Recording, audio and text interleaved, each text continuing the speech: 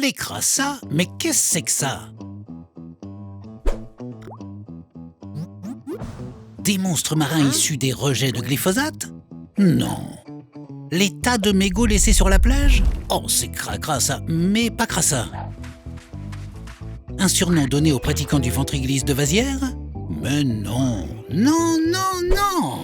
Les crassats ou bedas sont les gisements sauvages d'huîtres japonaises qui profitent des tables ostréicoles et pieux de bouchons abandonnés. Ah oui, avant ça, revenons un peu en arrière. Dans les années 1850, on plante des pieux de bouchons pour capter les moules et les tables pour les huîtres. Pour plus de rendement, dans les années 1860, les ostréiculteurs importent des huîtres portugaises qui vont remplacer l'huître plate, frappée par une maladie dans les années 1920.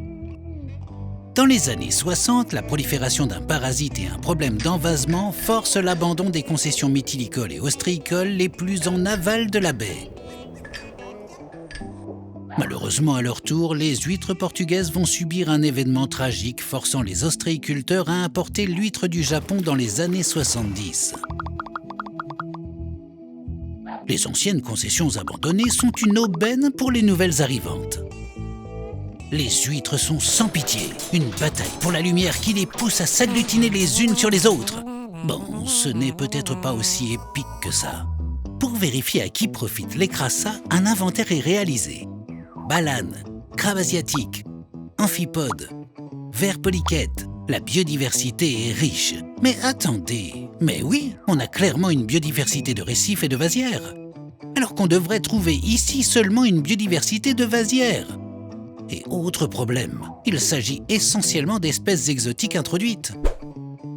Alors, une expérience est menée par la réserve naturelle pour voir si le retrait des crassats laisserait la vasière reprendre ses droits. L'objectif, restaurer plusieurs dizaines d'hectares de vasières. Mais qu'est-ce que...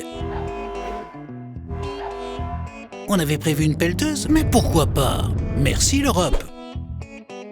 À marée basse, les crassats sont déstructurés. Les pieux et tables sont retirés. Autrement dit, basta les crassats, baby! Les coquilles sont récupérées et ensuite broyées. Une petite partie est recyclée pour faire du compost et du matériau de remblai. Le reste retourne à la mer emporté par le courant de la Sèvre. Un suivi de la biodiversité benthique est mis en place afin de vérifier que la faune de type récif va bien laisser place à une biodiversité de type vasière. Il faudra plusieurs années pour avoir le résultat de l'expérience. Et il réservera peut-être des surprises. Non, pas celle-là, non. Apparemment, ce décrassage fait déjà plaisir à certains.